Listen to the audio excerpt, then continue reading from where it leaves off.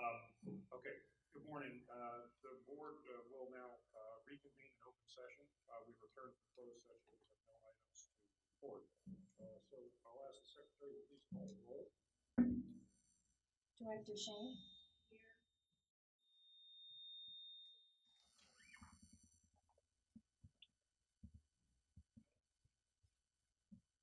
Vice Chair Richards? Here. Director Rossi? Here. Director Curtin?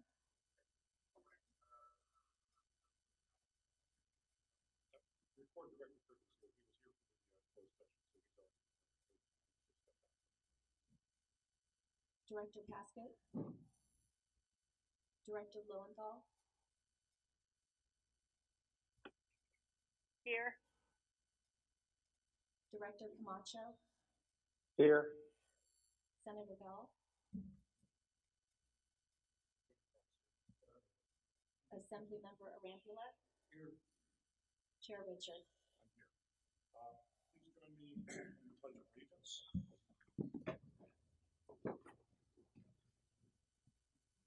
Allegiance to the flag of the United States of America and to the republic for which it stands, one nation, under God, indivisible, with liberty and justice.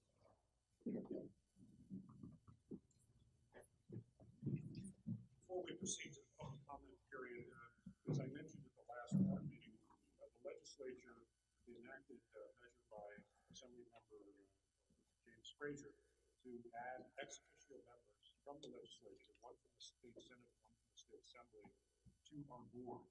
And we welcome this and appreciate this opportunity to further integrate what we're doing with the policymakers of the state. Last month, we introduced Assembly Member Dr. Arambula, and this month we're also pleased that Senator James Bell has joined us. Senator Bell, if you'd like to make any remarks at this time, I certainly would welcome those, but welcome to the High Speed Rail Authority Board. Okay, with that, we will move to public comment period, and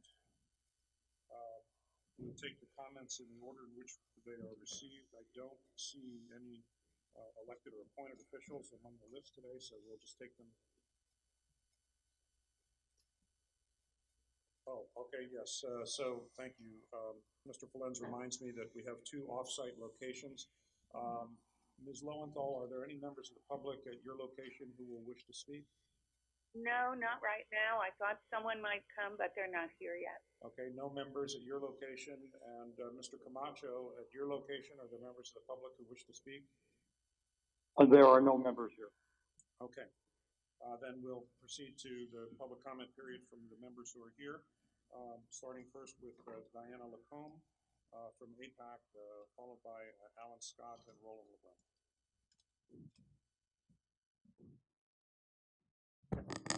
Good morning, Chairman and members of the board. I'm Diana Lacombe, representing the Association of Professionals and Contractors of California.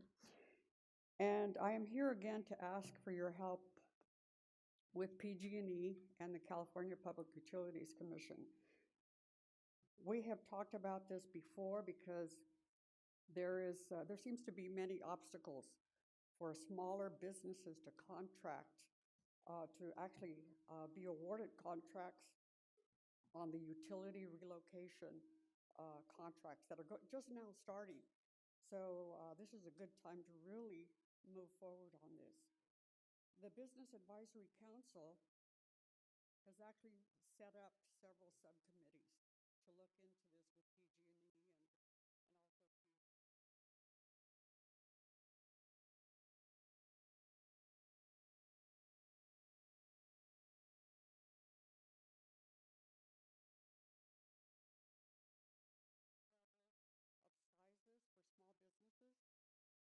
and also there is an expensive certification for small businesses that many can't afford, and we need your help.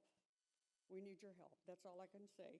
I will go ahead and meet with Director Pasquette, because she came and spoke with me that she knows some people within PG&E that may be able to help us. So I will follow up and get back to you on that also. Thank you. Thank you, Ms. Lacombe. Mr. Scott, good morning. Followed by Roland Brun and then Bill Discovery. Good morning, Mr. Chair, members of the board. Excuse me. Alan Scott, Kings County. I come before you again with some issues. To begin with, you do not have a valid business plan that demonstrates the ability to construct and operate any train sets. Regardless of how you state it, you're deficient. And then the other day, I opened up an article from the Independent newspaper in England, dated July 16th, 2017, stated that the HS2 project, and I understand that we're talking about the California high-speed rail, but there is synergy between the two. And it said that their project would cost 403 billion British pounds sterling, which equates to $527 million per mile. Okay, rather than go through a lot of detail on that, I'll just leave it at that. So looking at your work and your information provided in your business plans that you have out there, this leads to the question that the California high-speed rail's projection costs for ridership calculation and especially travel time are very seriously flawed. Therefore, from what I have been able to determine, you calculate the cost per mile at around $214 million and some odd dollars for the construction. Based on what the article stated on the HS2, I think you're somewhere between 100 million to 200 million short of the number. I think the British know exactly what they're doing. I think they figured it out, and I think they have the right number. We seem to be somewhere around 100 to 200 million. Additionally, I'm just going to pass on that part. Anyway, in CP1, you have only 6.5 miles. I need to finish this part right here. In CP1, you only have 6.5 miles of connected property. Again, 6.5 miles of connected property. CP23, you only have 2.5 miles, and Diana Gomez is the one that told me that on June 28th at a KCAG meeting in Kings County. So out of the total of 119 miles, you only have 9 miles of connected land. You're short by 110 miles. This is a major setback, proving once again the fragmented construction. Astonishingly, this is a house of cards that's going to fall. Do you have any information? Also, do you have any information on the $400 million that may be short in CP23? Thank you. Thank you, Mr. Scott. Mr. LeBrun, and followed by Bill Discovery and then Paul Guerrero. Good morning, Chair Richard and directors, and a nice warm welcome to Senator Bell. Welcome to the party. I'd like to give you an update on what's going on in the North, starting with setting the record straight on Mr. Tripuzzi's pending appointment to TJPA Board of Directors, specifically that Mr. Tripuzzi actually used the back door to invite himself to a position on the board, not the other way around. Moving on to the peninsula and why Mr. Rossi is not seeing any EIRs coming through. We're looking at a trail of blunders, including, sit down, a proposal for a 6-mile viaduct right through the downtown San Jose parcels currently being acquired by Google. There are also additional issues with station and track design up and down the peninsula, and it's unclear why Network Rail, who are PB's alleged RDP partner, are not involved in the discussion, let alone the design of multiple opportunities for additional capacity in the peninsula. In closing, I really do appreciate WSP's appointment of Mr. Royhill. I've got the greatest admiration and respect for. But this is an attempt to put the Parsons Brinckerhoff train wreck back on track. And I personally do not see any path forward with the existing cast of characters. My recommendation to you is to stop kicking the can down the road. Terminate the RDP contract at the earliest opportunity and either reissue the RFP or award the contract to the Bechtel Arab Sistra joint venture, which achieve a much higher technical score, that was based on the experience working on nearly half of every single high-speed rail system in the world, including the Channel Tunnel, High-Speed 1, and High-Speed 2. Thank you. Thank you, Mr. LeBrun.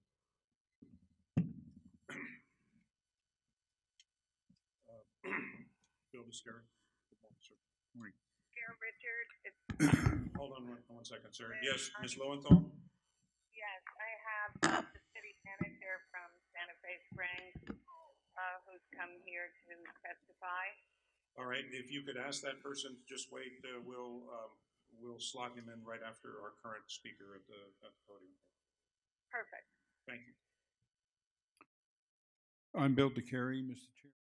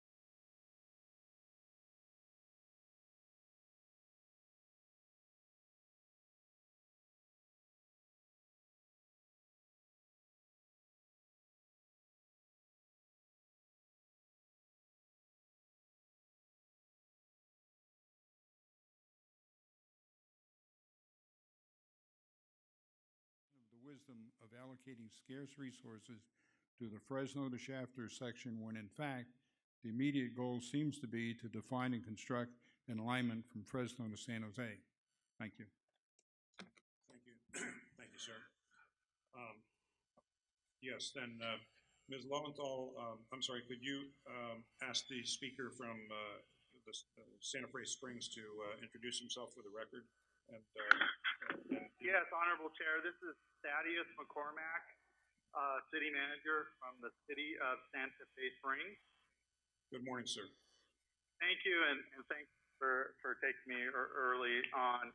I am the City Manager from Santa Fe Springs. I also chair a City Manager group of cities from the Gateway Council of Government and an ad hoc committee, a standing committee comprising the affected cities in the COG, and that would be Santa Fe Springs, Commerce, Montebello, Bell, La Mirada, Norwalk, Vernon, Pico Rivera.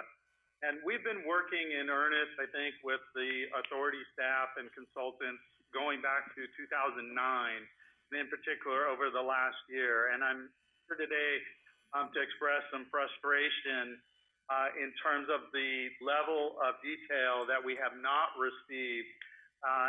So we have a growing frustration. I have a letter that I want to submit to Mr. Richard and the board. I have copies here, and I will facilitate that.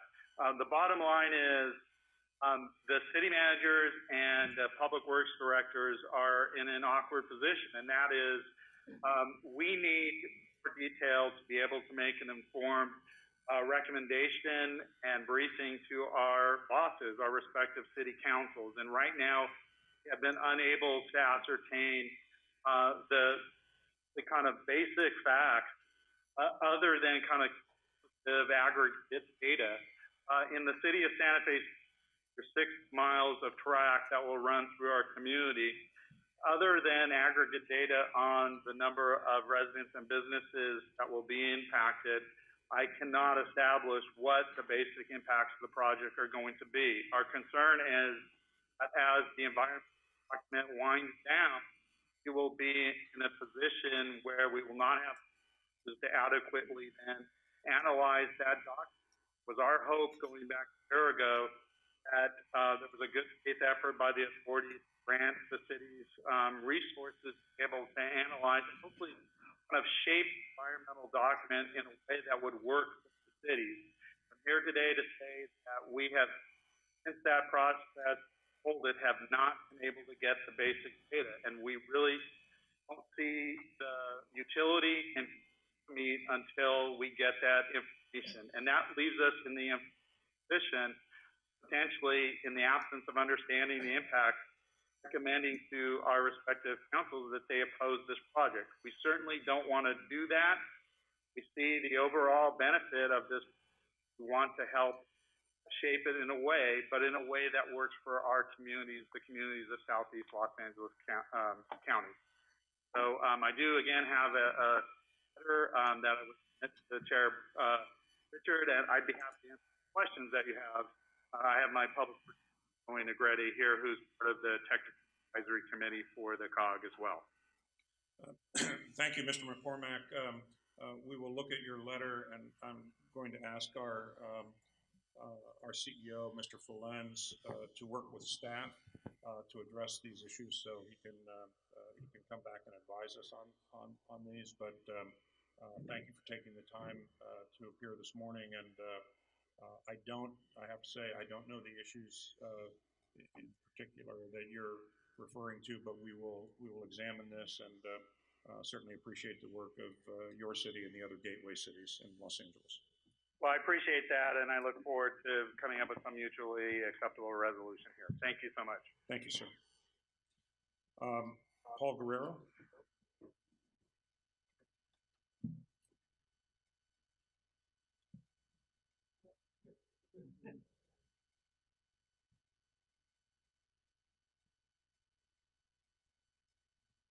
Good morning.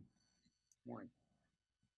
I'm referring to a response from the Federal Rail Administration dated September 15, 2011, and it was regarding a complaint filed by the Associated Professionals and Contractors against the high-speed rail.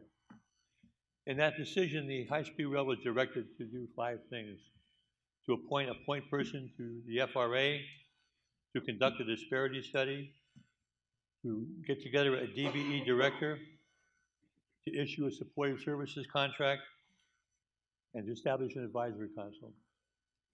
The board set forth on the task and had accomplished 4 of these things. The 5th that it had not accomplished was the supportive services contract. However, in 2016, they put out to bid a proposal for a supportive services contract, and they made an award. They did not issue a notice to proceed on the award. Thereafter, on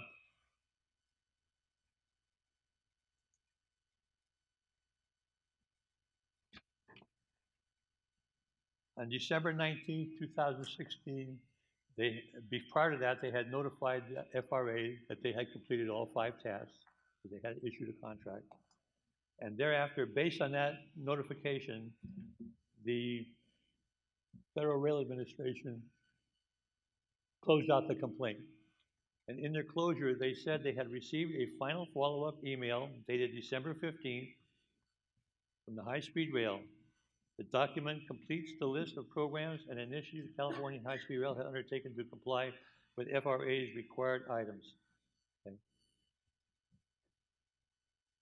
5 days after the high-speed rail received this letter closing out the complaint, they canceled the contract for supportive services, and we're no longer in compliance.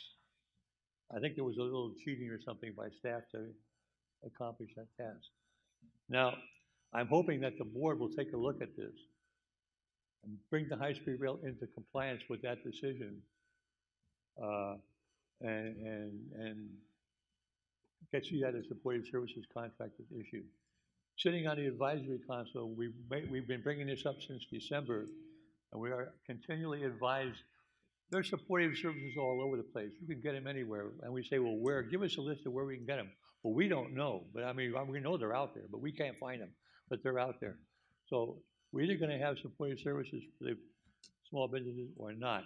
And finally, in the contractors, the prime contractors' letters of what the activities are going on, they keep complaining at the bottom that their small businesses don't have training, they don't know how to do certified payroll, they don't know this, they don't know that. Who's going to train them? That's what the supportive services is about, is training these people. So I hope that you'll do something about this, please. Thank you, Mr. Guerrero. Thank you. We won't get into this here, but I do understand that that this is being handled with in-house and DGS resources. So just to say today, I think there is certainly an attempt to comply with that. I have no more speaker cards here in front of me. Ms. Lowenthal, do you have any other speakers at your location? No. Mr. Camacho, have any members of the public arrived who wish to speak at your location? No, none at all. Okay. With that, the public comment session will now be closed. I thank everybody for taking the time to come before us today. Before we go further, I notice that we do have representatives with us today from the Federal Railroad Administration, Ms. Renner and others, and want to welcome them. We appreciate the close relationship we have with them as our primary funding partner. So thank you for being here today. Our next item, item 2, has been pulled from the agenda. It'll be brought back at a future date. Well, you know, I always skip the minutes. Why don't we go to the minutes at this point? Can I get a motion for the minutes? Every month I just reload. Okay, it's been, I'm sorry, who moved it? Moved by Director Shank. I think I heard Director Rossi seconded. Will the Secretary please call the roll? Director Schenk? Yes. Vice Chair Richards? Yes.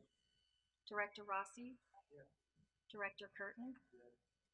Director Paskett? Director Lowenthal? Yes. Director Camacho? Yes. Chair Richard? Yes. Okay, as I was starting to say, our next item is item 2 has been pulled from this month's agenda, will be brought back at a future meeting. So that moves on to item 3, which is the construction update. You don't look like Mr. Jarvis there, guys. Hopefully someday.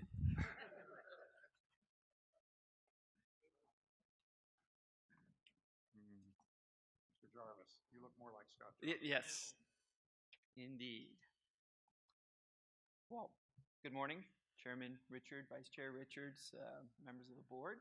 My name is Scott Jarvis. I'm the authority's chief engineer, and I'm here to give a construction update as an informational item. So to start out, the big picture is we do have 119 miles under contract with design build contracts in the Central Valley, which is very exciting. In particular, CP1 is progressing very well. There are 11 active work sites within CP1, and that is CP1 and the 11 sites that's shown on the screen there. We have several work sites that are nearing completion.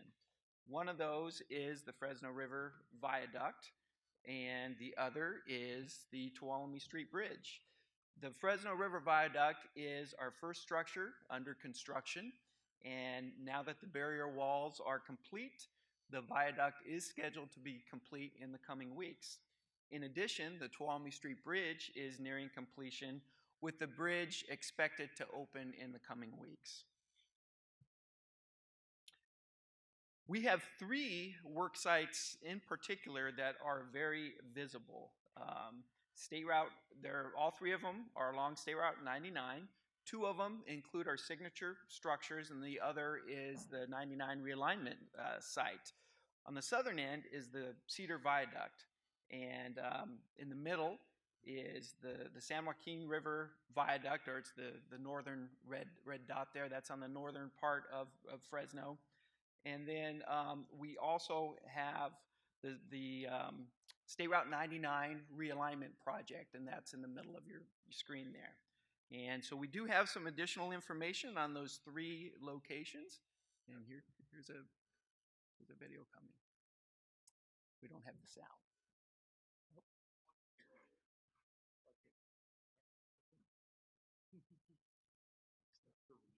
Okay. Well, there we go.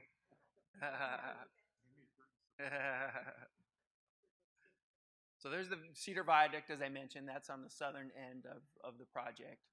And so that's very visible. You see that as you're driving along Highway 99. The viaduct is in various stages of construction. You see the column construction there. We have bridge deck going up. We have the false work, as you see there, tying the rebar on the bridge decks, getting ready for the construction pours.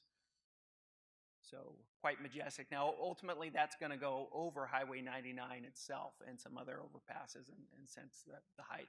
Now, this is the 99 realignment area, and what we're doing here is we're shifting Highway 99 about 100 feet to the west to make room for high-speed rail between the UP freight line and Highway 99. We've contracted with Caltrans to do the construction management and deliver this project. That's the construction engineer on the project, Mike Weber. As you can see, Granite is the prime contractor. We've used an alternate procurement delivery method. It's referred to as CMGC, Construction Manager, General Contractor. So we've had Granite involved in the project since early on to help with the design process and really help the construction when it really gets rolling.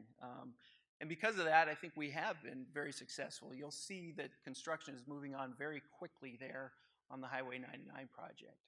And then this is the San Joaquin River Viaduct that I mentioned. That's the pergola structure. And what that is, it's kind of like a tabletop, like a lattice that you'd see over a garden. And what the rail itself will go from one corner of it across the other corner because it's going along at a very close angle to the freight line itself. So that's the pergola structure. You see the columns, you see the false work going up, additional girders, and the deck on that will be poured in the future. So there it is. So those were our three main sites. I'm sure Karen Massey's voice would have been much better than mine, but you got a little bit of audio there. So.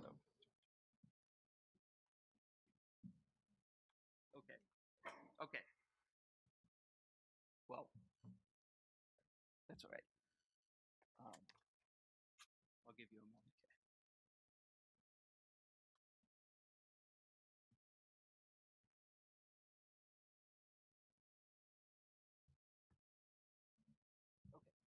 All right.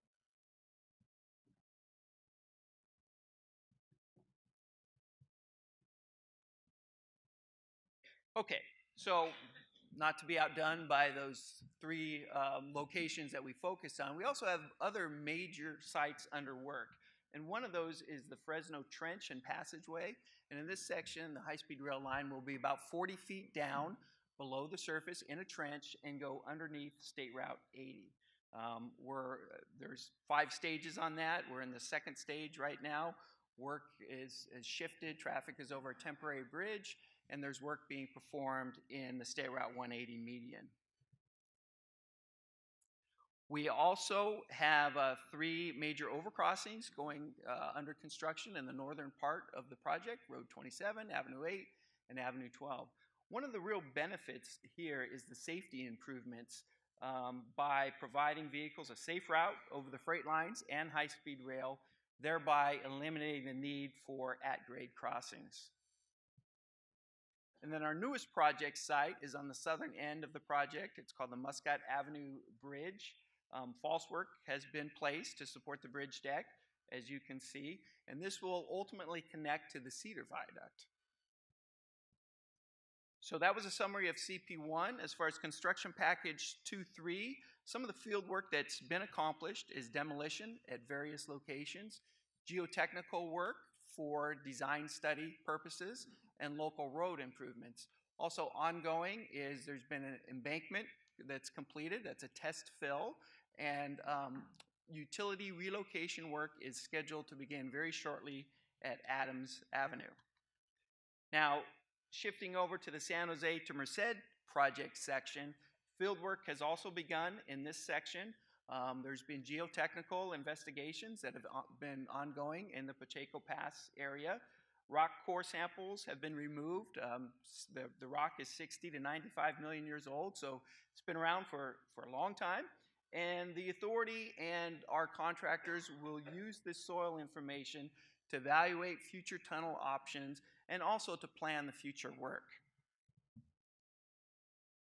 Now, there's been a lot of information and a lot of attention related to our right-of-way program, but part of that right-of-way program has been many successful relocation stories. And another one of those successful stories is the Business Gymnastics Beat. And that opened in its new location in June, just 5 days after moving from its previous location. And the owner really couldn't be happier with the way the situation worked out. So let's see if we get some video on this one, or some audio. Nope. Still pretty cool video though.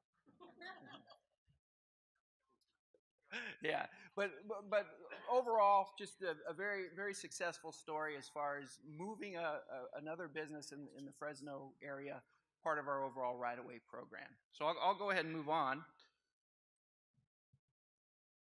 And finally, what I did want to mention is that the communications team has developed a new buildhsr.com website, and it'll be mobile and tablet friendly, and there'll be more photos to show the progress, and there'll be an interactive map, and that'll include information on the specific locations of the work. So with that, I'll open it up if there might be any questions from the board. I will have a question, but let me just start with my colleagues.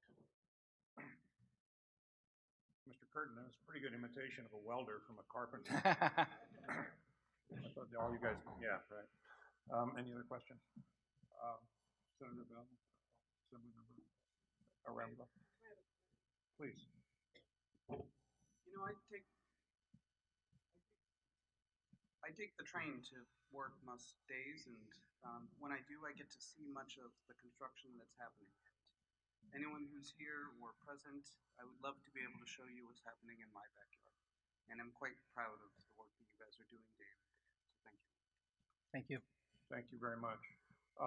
Scott, one thing I just, some of these facts are known to us, and so we don't tend to repeat them, but sometimes there are new people either in the audience or watching or so forth. So I would like to just make sure that as we do these construction updates, we touch on just a couple of things. Sure. One is, at last count on these 11 sites, I think we had something on the order of 1,200 direct employees. Can you just update us on what the staffing levels are out there, the job numbers that we're seeing right now in the Central Valley? You know, I don't have those on the top of my head. I know it's very significant, as you mentioned, over 1,000. But yeah, there certainly is a huge ripple effect. These are obviously very massive projects, and so there's various layers of subcontractors and suppliers. So definitely stimulating the economy and construction in the Central Valley. Right. So let's include those in the future. Sure. Even if people have heard them before, because I think they're impressive numbers. And I know in terms of information I was just given for testimony I just presented to the Congress a couple of weeks ago, there was cited one, just as one example, a young man who served a couple tours in Iraq and was now earning $22 an hour as an electrician on the site. So we're providing not only jobs, but very good jobs that support livable wage, middle class incomes. Absolutely. Secondly, I'd like to remind people, you mentioned it, about the grade separations. Yes. Which are critical, especially in the Central Valley, and particularly in terms of the disruption. Dr. Rambula, in your community in Fresno, federal law requires trains to blast their horns as they come up on an at-grade crossing, and I think in downtown Fresno, I would have lost my hearing a long time ago from pretty constant movement of the trains there. If I recall the number, we're replacing something like 55 at-grade crossings up and down the valley. Yes. Yeah, so this is going to be a really critical benefit in terms of freight rail movement, in terms of public safety. And I'd just like to make sure that as we give these construction updates that we remind people about the real societal impacts that this construction is having on people and on the communities. So, Absolutely. yes, Ms. Shane. Yeah. Still technology and Yeah. these things there. And so, Scott, just piggybacking on what the chairman said, in those reports, if you could be a little bit more granular in terms of, for example, how many small businesses are involved in this, and just a continuing update on, women, minority business owners involved in this. I appreciate hearing that. Absolutely. Thank you. Yes. Yeah, I think the numbers that I gave to Congress were something like 384 small businesses, 45 businesses owned by disabled American veterans. I mean, we have some very impressive numbers. It'd be good to have it in our record. Right, that's right. Yep. Absolutely. Okay. Anything else that you wanted to add at this point? That was it. Thank you very much. All right. Appreciate You're welcome. that. You bet. Appreciate the good work. Okay. Maybe we're going to get some of that in the next presentation. Yes. Is that what you were trying to tell me, Mr. Gross? Yes, okay. I don't read lips very well. Well, now we're going to have a presentation on the economic impact of high-speed rail. Ms. Rodriguez, I hope I didn't steal your thunder. Not at all. It's okay. I told Rossi to go east on you. Oh, thank you. I appreciate it. Oh, shoot. Okay, let's see if I can go. Okay. Well, thank you, Chair Richard, board members, and Acting CEO Falens. It's Alice Rodriguez. I'm the Small Business Advocate. Happy to be here today to discuss the economic impact of the California high-speed rail and the results of a very deep analysis that the team has been working on. And before I dive in, I do want to thank the team and acknowledge their hard work. Boris Lipkin, Tim Thornton, Sierra Leventur-Vols, Thierry Prate, Gabriel Catapang, and countless others who really dedicated almost a year's worth of work on this analysis. I hope that you will enjoy what we're about to share. Let's keep going. Okay, so significant investment, as you know, have already been made on high-speed rail here in California, but until now, we haven't really been able to fully describe those benefits to you and the impacts that those investments are having in our local economies. So the purpose of this analysis was really to gain a better understanding of how the high-speed rail program is helping California and the national economy. So we asked ourselves a few key questions. What economic activity has happened here in California? How much of that investment actually stayed here in the state? What is the distribution of that investment, including to disadvantaged communities? And how many companies, large and small, have really contributed to this project? So the answers to those questions and much more detailed information is housed in your packets. There's a very lengthy technical memo that will have a lot more detail. For the purposes of today, we're going to go quite high level, give you the highlights, and then obviously ask that if you have any questions related to those materials in your packets, you let us know and we'll be happy to provide it for you. Okay, so the team looked at 10 years of data going back from July of 2006 through June of 2016. They reviewed contracts and thousands of invoices. They conducted interviews and site visits. They did utilize industry standard economic models to ensure that we were following what the industry follows in terms of public works projects and really calculating the economic outputs. They received external validation, a very important part of the process. The external validation process included input from the high-speed rail peer support group. We need a support group around here, I know that's for sure. High-speed rail peer review group, excuse me. The state's Department of Finance, anyone who works with me knows that's true, and the economists from the California Department of Labor. It also included a review by the Center of Business and Policy Research at the University of the Pacific, widely seen as experts on the economy of the Central Valley. Many of you are probably familiar with the annual report they put out. They've already been identifying historic growth in the Central Valley that's currently happening, and in large part due to high-speed rail. So let's talk first about the direct investment that we've made. From, again, July 06 through June of 2016, we've made a $2.3 billion investment. 94% of that stayed here and went to California firms and workers, significant amount. Over 70% of that was funded by federal ARA dollars. 630 different private sector firms have been contracted to work on the program, and I'd be remiss as the small business advocate if I didn't mention that half of those have been small and disadvantaged businesses. 52% of those project expenditures occurred in what we would what are designated disadvantaged communities, and again, spurring activity in the areas that need it most. So here are the big numbers. This is what you really want to hear about. In addition to the direct spending, the analysis also shed light on indirect and induced impacts. These are basically the ripple effects that happen from direct economic activity.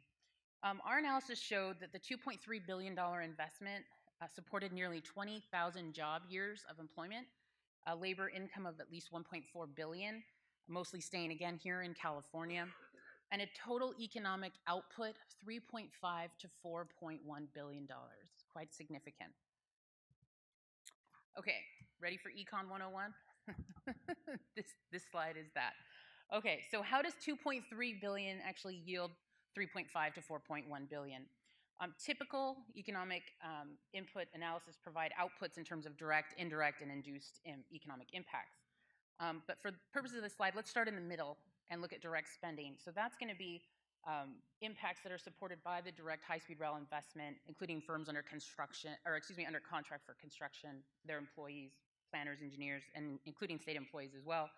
Those lead to indirect impacts, and that's one step removed from the direct spending. So those are buying supplies, concrete, materials, office supplies, things like that. And as the income earned by those employees, supported by both direct and indirect investment, gets spent elsewhere in the economy, this supports induced effects. So when we go to the grocery store or we go shopping, we go play golf. Look, there's a little golfer there. All of those have that induced impact. So that's how that 2.3 relates to a $3.5 to $4.1 billion economic output. Okay, so the team also looked at each of the major regions where work is happening on the high-speed rail, the Bay Area, Southern California, and including Sacramento as well. But as one would guess, given that the construction has begun in the Central Valley, that had the largest economic impact. A little bit of information about Fresno. Let's dive in there for just a second. The Central Valley has historically lagged behind the rest of the state when it comes to economics, and especially through the recovery of the last recession. According to the recent report by the UOP's Business and Policy Research Center, the Central Valley counties experienced a job growth either at or exceeding the state average in 2016. And this trend is forecasted to continue through 2017. So based on the analysis, the program investments have generated 6,800 job years of employment in the Central Valley, and that's equivalent to about a $1.2 billion total economic output, and that's over the last 10 years. In Fresno County alone, the unemployment rate dipped below 10% for the first time since the recession of 2008, and that's only the fourth time in the last 25 years that has happened there in the county. And so in addition to the reduced unemployment, the county has experienced 3 consecutive years of employment job growth over 3%. And a little context there, Fresno County has had just one other year since 1990 where they experienced such growth in employment. So really very significant impacts to the Central Valley and the Fresno area. Okay, but besides, oh, that just took away my thunder, sorry. I was gonna dramatically expand this map, and I guess it's already out of the bag. Let's go ahead and go back to it. There we go. So besides the economic impact, obviously in the Central Valley and then within the state of California, we've also had a national impact. I understand a couple of you, especially Board Member Lowenthal, have been asking for this information. In your packets, you're gonna have a much more detailed map of this, of the work that's happening in other states. But I will tell you that it's 35 states represented here, and those are states where firms are doing significant work on the project. You know, you hear the phrase, it takes a village. Well, I think for high-speed rail, it takes a state, but it also takes a country really to build such a historic project. So now I'd like to give you a little bit of a dive into that impact that we just mentioned. Let's talk a little bit about Confab. You might have heard about them before. We've brought you information related to this firm. They're out of Lathrop, California. They are providing the girders for CP1, for all the structures in CP1. They really do illustrate this ripple effect that the direct investment of high-speed rail is having across the country. So while many of the materials come from California and the workers here in the Central Valley are being supported, they actually buy materials all around the country. They purchase fly ash from Wyoming, steel strands from Tennessee, gantry cranes from Illinois and Wisconsin, welded wire reinforcement from Arizona, and steel strands from Oregon.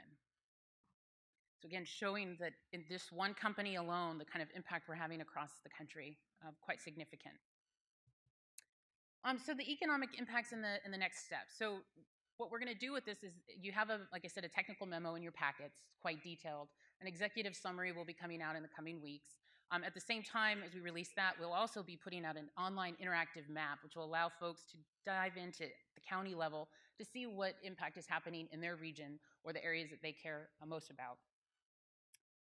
And then lastly, the team will be continuing to update this information on an annual basis. Now that we have this process started and we know where we're going, let's continue with that and then update the board accordingly, whether it be annually or more often.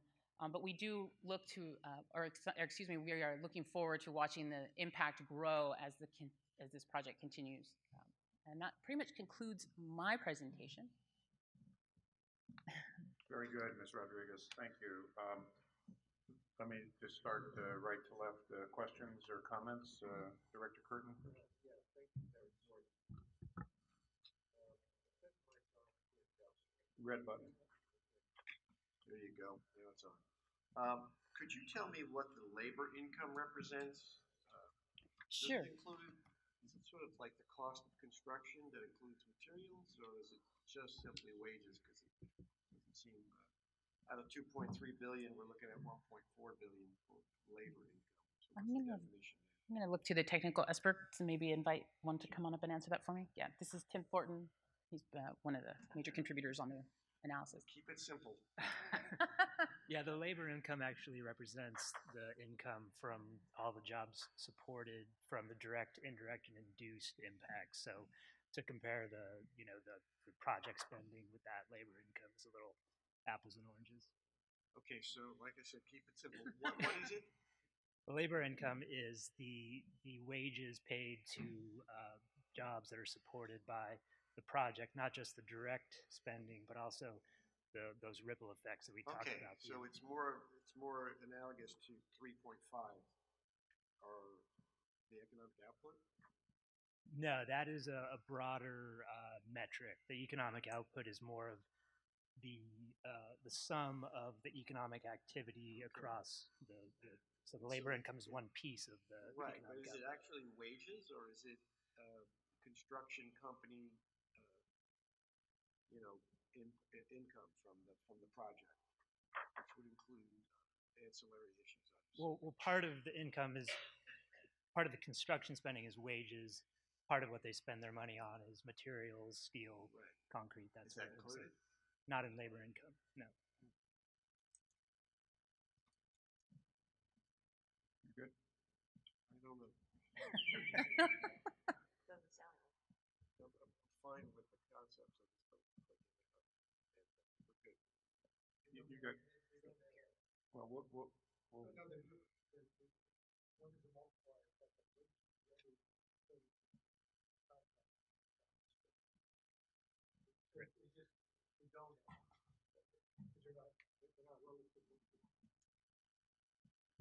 Director Shine. Thank you. Thanks for this report and going from the micro to the macro issues. What do we do to get this out? Is this on our website? Is this presented regularly out there? Is it been presented to media? How do we get this out? So in your packets, there's a 4-page info fact sheet. That has already been released to the public. This report is now open to the public as well, since it's Yeah, here in your I mean, packets. the fact sheet is nice, but people don't read fact sheets, you know, unless they're on the board. But this presentation is visually good and, you know, tells a story in, you know, the 30-second snapshot that most people have in terms of attention span. Sure. So yes, we plan to promote this information through different telling stories like our Faces of High Speed Rail, the shorter little clips that you were talking there, but also the interactive map that will be online to promote that as well. So anyone across the state can dive in and find what that information is in their, you know, areas, the Bay Area, Sacramento, Central Valley, Southern California. Is that? No, yeah, people can if they, but I'm talking about outreach, about our getting the story out. It's one thing to have somebody go online and say, "Oh, let me see Sure, what's going on." so It's marketing, another for us yeah, to be promote it. telling the story Sure, and promoting this. yes, we will focus on that as well to make sure we get the story out. Let me turn now to Ms. Lowenthal. I know some of this information is things that you've been seeking for a long time. Did you have questions or comments at this point? Absolutely. And first of all, thank you so much, Alice. I really appreciate it. I did not take Econ 101, unfortunately. I hope you're not going to give me a test on all these acronyms either. No. But I really do appreciate it, and I found it interesting to know that the unemployment rate in Central Valley has gone down so much. I remember during the recession that the food lines for the banks were very long. I hope that has decreased the amount of work that's available. I'm curious about whether the unskilled worker has opportunities to connect with small businesses that are involved in the project. What are we doing about unskilled workers in the valley, if anything? Yes, that's a big focus for the High Speed Rail. We have the National Targeted Hiring Initiatives that is meant to ensure that disadvantaged workers along the alignment have an opportunity to participate in the program. So pre-apprenticeship programs become very important there. When you mention unskilled, in other words, they need to learn those skills. So that just as Chair Richard mentioned, the story of a young man who served as in the military, and those are also associated as a disadvantaged workers. Having one of those being a veteran is one of the criteria to ensure that they can get the skills to learn those jobs and then have a real future in those trades. Right. Are there other programs? We do partner with local agencies in the Fresno region for pre-apprenticeship so that those workers can get the skills necessary and get them ready to work in those trades. So how many might that be? How many are we talking about? I'm sorry, I didn't quite hear. She asked how many. I'm kind of feeling like I'm loving the numbers about the economic output. I really think that High Speed Rail has done such an important job in starting to move the economy in the Central Valley. I just don't want to leave those behind who have no connection with it. And I'd love to know what the numbers are of disadvantaged workers who connect with a project, who get the training, and once they get the training, are they involved in a project? We really need to look at those folks. Excellent. We can absolutely get you that information, including those that came through the apprenticeship program and those that are actively working. That's great. And I, again, really appreciate the chart about the national impact. I hope as time goes on, we can make it even more detailed than it is. I'm sure we will. Thank you, Alice. Thank you, Director Lowenthal. And let me just point out that preparatory to my testimony, we did get some information from the California Building and Construction Trades about their apprenticeship program, so we should get that circulated to you as well. Director Camacho, did you have questions or comments at this time?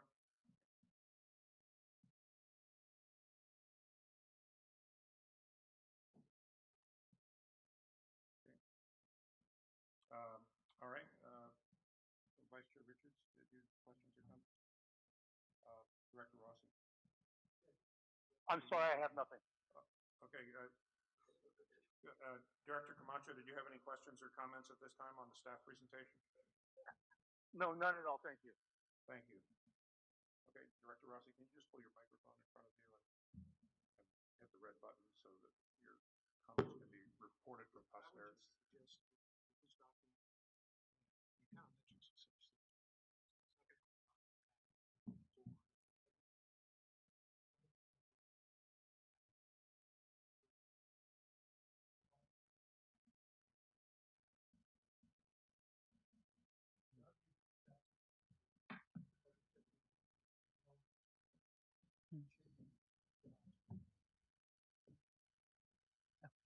Noted. Thank you.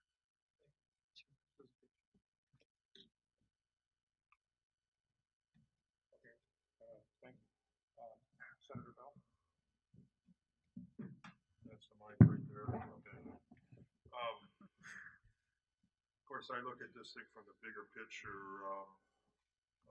SB1 included provisions that included Workforce Investment Act, pre-apprenticeship programs, and small business development goals to be worked out with the state legislature.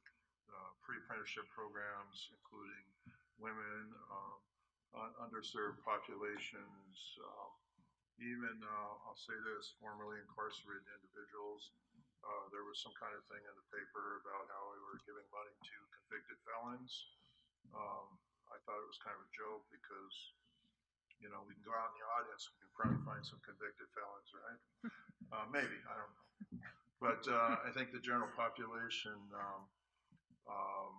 is if somebody was out of prison and we were able to put them in the workforce, seems like every model I've seen that shows that that is a beneficial thing. So we put in SB1, which is the $52 billion transportation measure that everybody approved, at least most of us, 2/3 of us at least.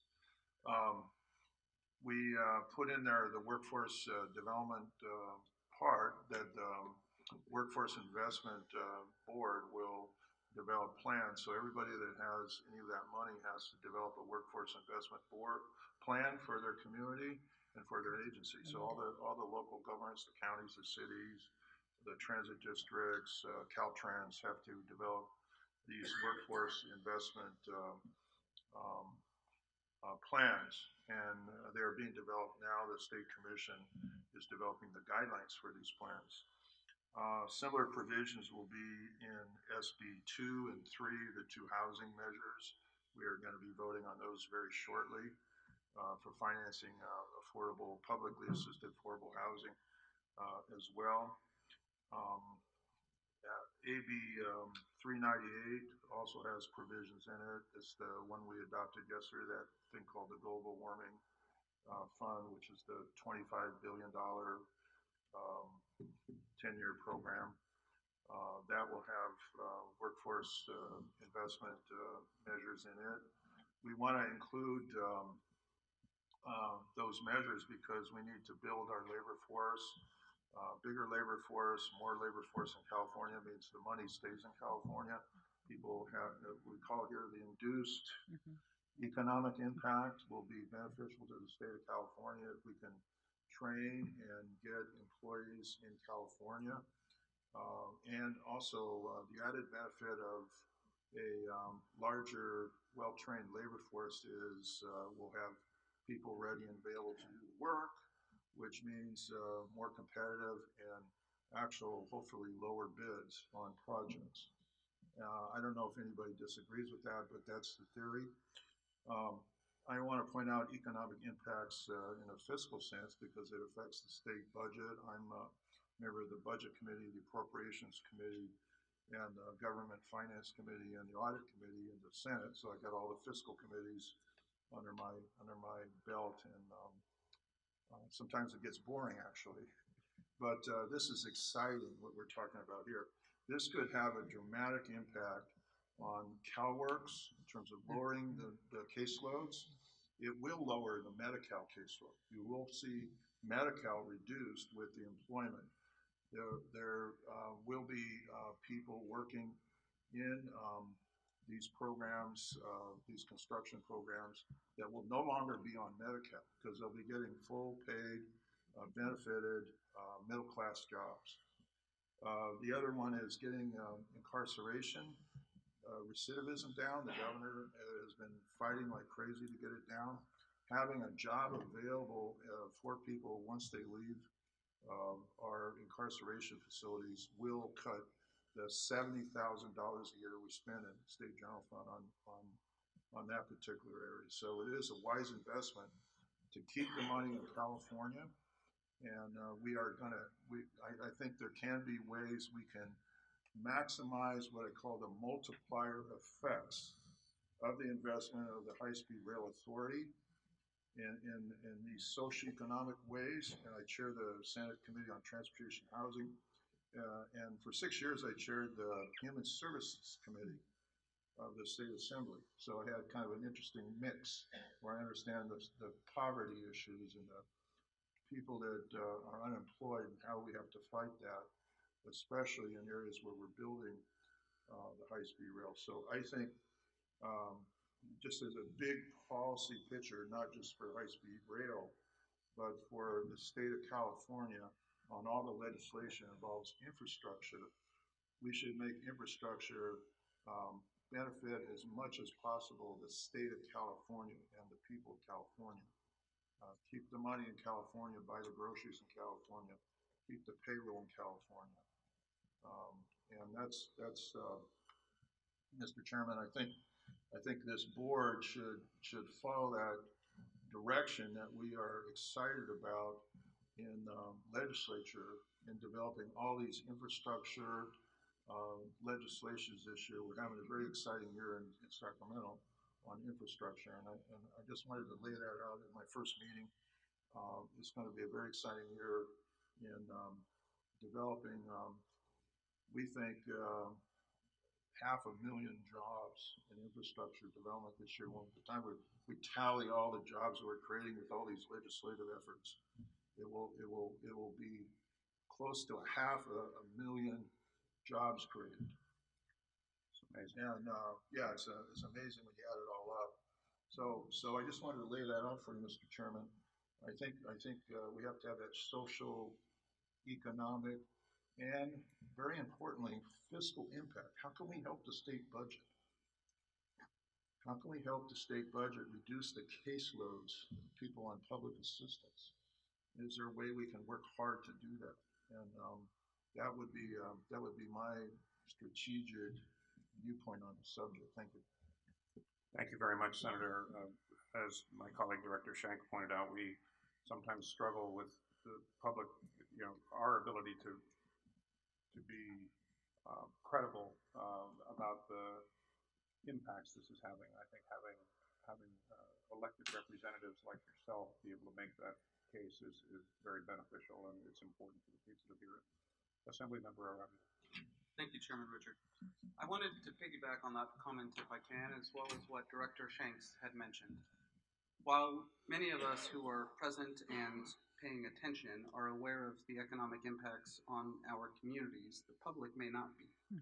And so I think there really is an opportunity to share a message, a good message, back to my community. If I could help to focus on 3 specific points.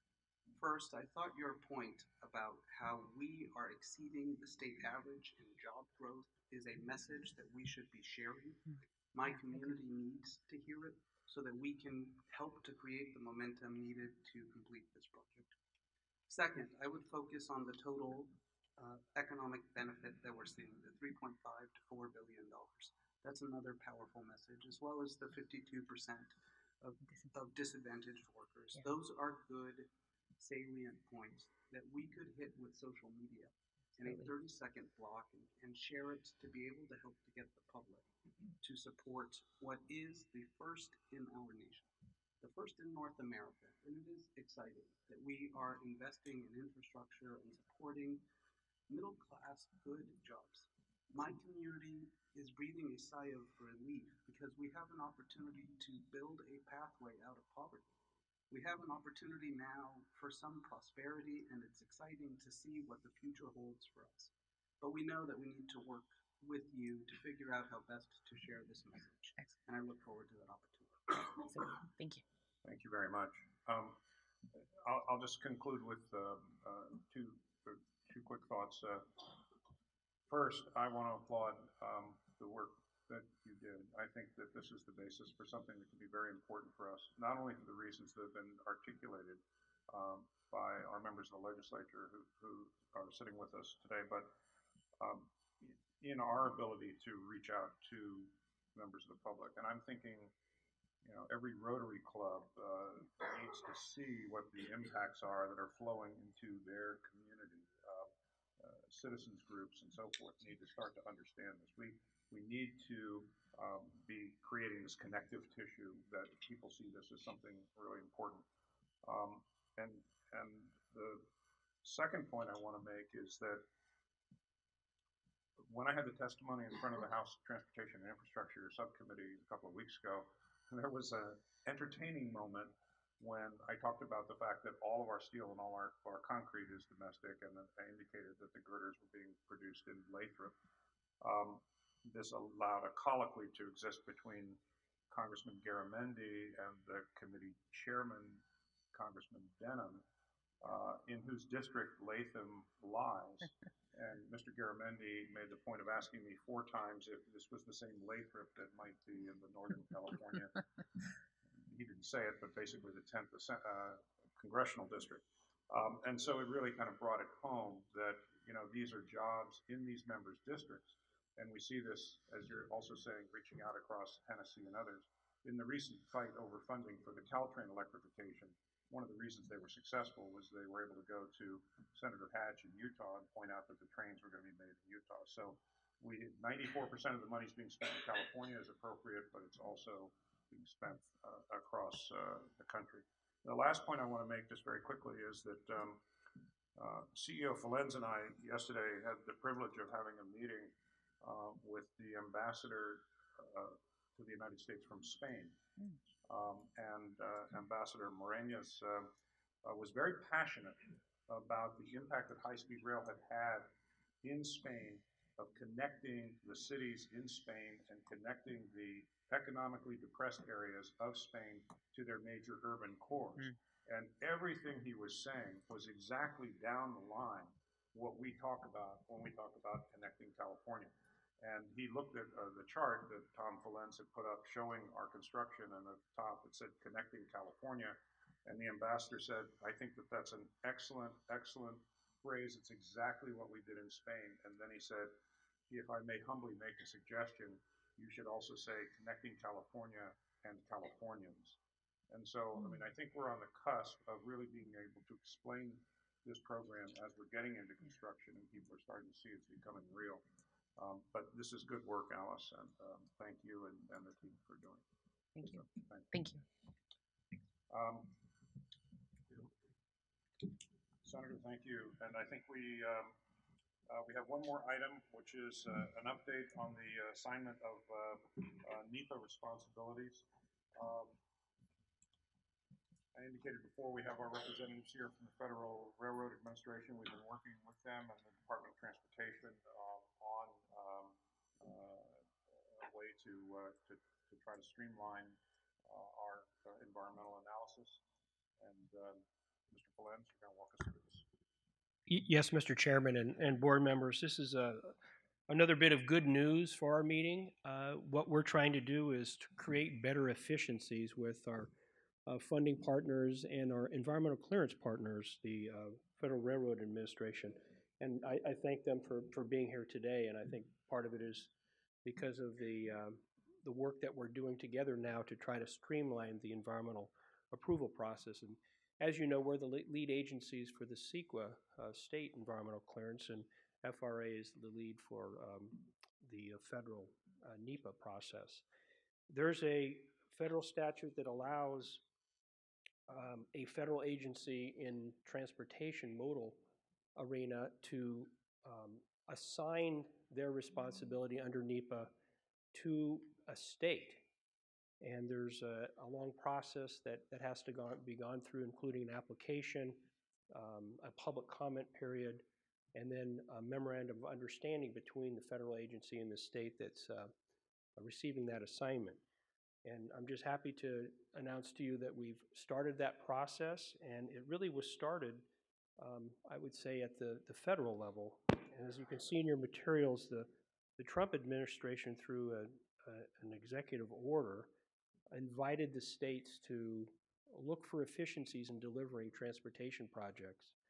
And in response to that, Governor Brown engaged the Trump administration by saying that there are a list of projects that we, the state, think need to be accelerated to create jobs sooner and to realize more efficiencies in the delivery of these projects. And one of the projects that the governor had highlighted in his response was the High-Speed Rail Authority project. We're asking then, can we now go with this NEPA streamlining process called assignment as part of that plan in conjunction with that executive order? Caltrans has had assignment for the NEPA process with the federal government, the Federal Railroad Administration, for over 10 years, and it's been extremely successful. When I was over at Caltrans, I was on part of the legal team that worked on this, and we went through about a 1.5-year process to be certified, and it was a pilot project at the time.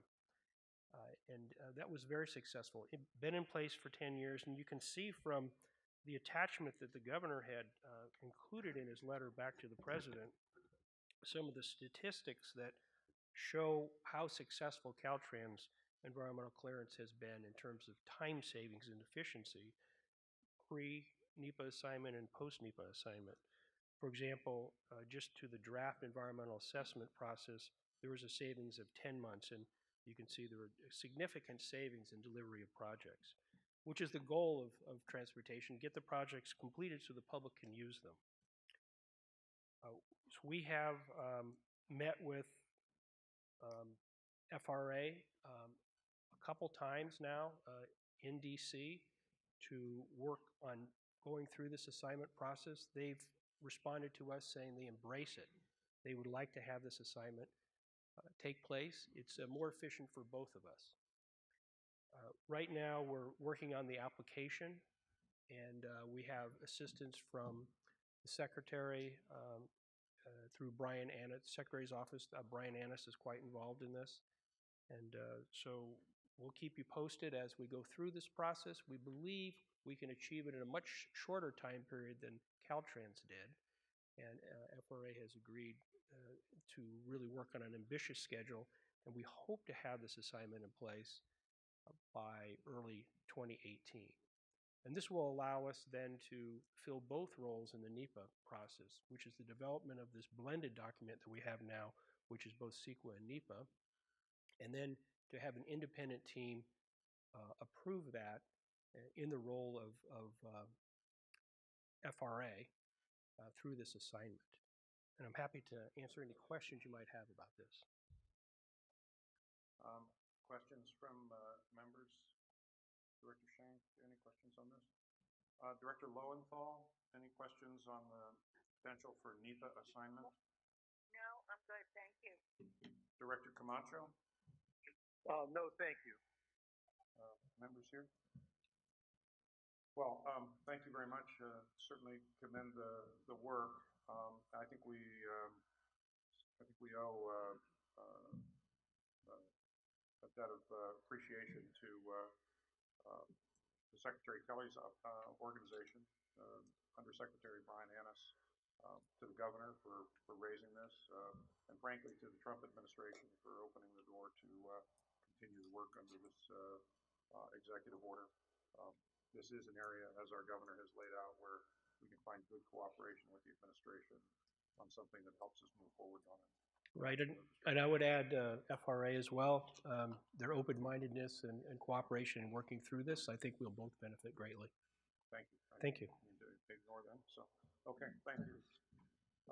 With that, we have completed the regular order. The executive session, the closed session has already occurred. So unless there's any other business before us, thank you all. This meeting